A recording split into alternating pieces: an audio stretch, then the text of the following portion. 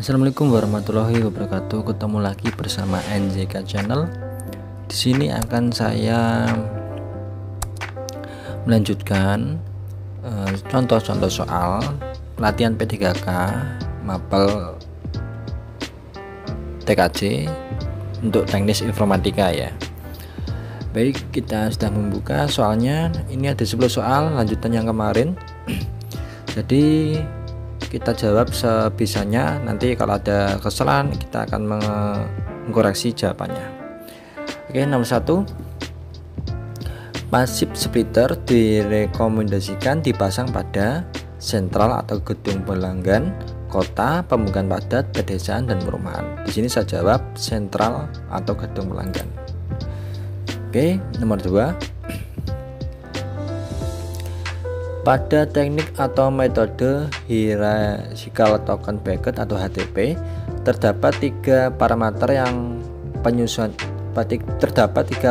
penyusunnya, yaitu rate sale, random early detonation atau RED, dan parameter ini untuk menentukan bandwidth maksimal yang bisa digunakan oleh setiap kelas, yaitu parameter ini. Jawabannya kita cari dulu ya.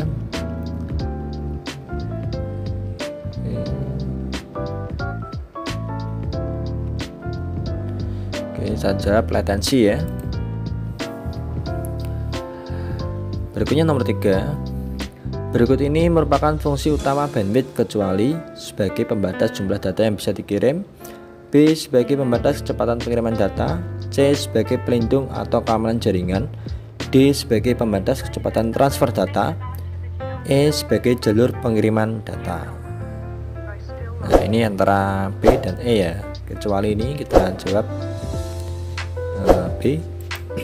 Untuk kita jawab C ya, sebagai pelindung atau keamanan jaringan. Berikutnya nomor 4, bedanya bridge switch router berada pada harga, frekuensi, bentuk, lintasan, atau kekuatan. Kita jawab tentang saya contohkan ini ya, di frekuensi. Kita kalau ada pembenahan kita koreksi bareng-bareng. Nomor 5, pengiriman paket dari sumber data ke suatu tujuan dan sebuah paket pada jaringan jenis ini harus melalui satu atau lebih mesin-mesin perantara. Seringkali harus melalui banyak route yang mungkin berbeda jaraknya. Kondisi ini dinamakan sistem jaringan. Ya, pengiriman paket dari sumber data ke suatu tujuan ya. Kita jawab yang A terkoneksi, B infrastruktur, C point to point, D broadcast, atau E wifi. Nah, melalui banyak route. Oke, kita jawab tentang, saya contohkan broadcast ya.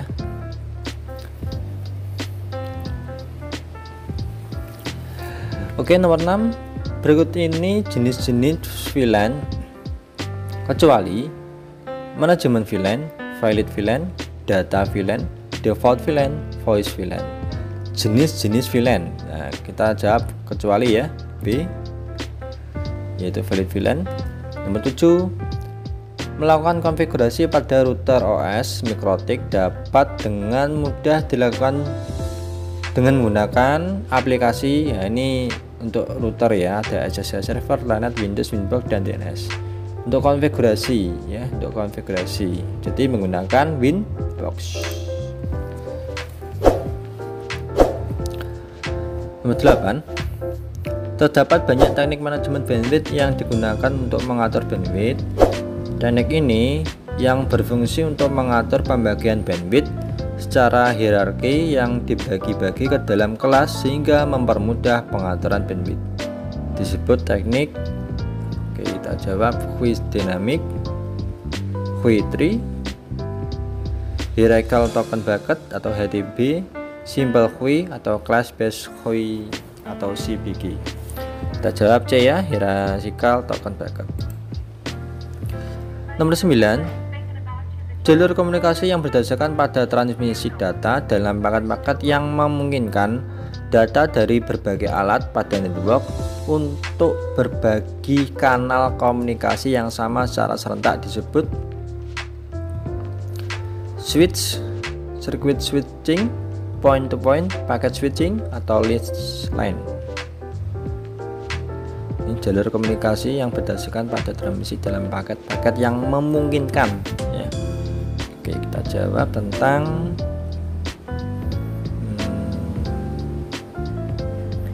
paket switching ya. Oke. Soal nomor 10, metode manajemen bandwidth termudah yang ada pada router OS mikrotik untuk membatasi bandwidth berdasarkan IP tertentu adalah metode, ini metode ya, QI3, HTTP, Dynamic QI, Simple QI atau CPD. Kita jawab Simple QI. Ini teknik di router. Kita finishkan, nanti kita koreksi untuk jawabannya untuk benar berapakah dalam soal latihan belajar mandiri Mapol TKJ. Kita klik finish. Masih proses ya, review pembelajarannya. Oke, 10 terjawab semua. Kita submit all and finish, lalu klik submit all finish. Oke, terjawab 7 yang benar dari 10 soal, ada 3 yang masih belum benar. Oke, kita review ya. Oke, yang pertama A. Oke, ini jawaban benar, yaitu passive splitter direkomendasikan dipasang pada sentral atau gedung pelanggan. Oke, benar ya. Nomor 2, nah ini yang ada kesalahan, kita koreksinya ya. Parameter untuk menentukan bandwidth maksimal yang bisa digunakan oleh setiap kelas yaitu parameter rate. Untuk jawab koreksinya rate ya. Jadi dengan ingat, kalau ada soal parameter untuk menentukan bandwidth maksimal yang bisa digunakan oleh setiap kelas, jadi jawabannya adalah rate. Oke, nomor 3. Oke, ini benar ya, karena soalnya fungsi bandwidth kecuali, yaitu sebagai pelindung atau keamanan jaringan. Ini bukan bandwidth kalau ini ya. Oke, jawabnya benar. Nomor 4 ya. Ada kesalahan juga di sini. Bedanya bridge, switch, router, ini perangkat jaringan berada pada, kalau kita jawab frekuensi otomatis ada kesalahan. Jadi kita jawab lintasan. Karena bedanya dari bridge adalah jalurnya ya, atau rate-nya, routernya, route-nya. Oke, nomor 5. Pengiriman paket dari sumber data ke suatu tujuan dan sebuah paket pada jaringan.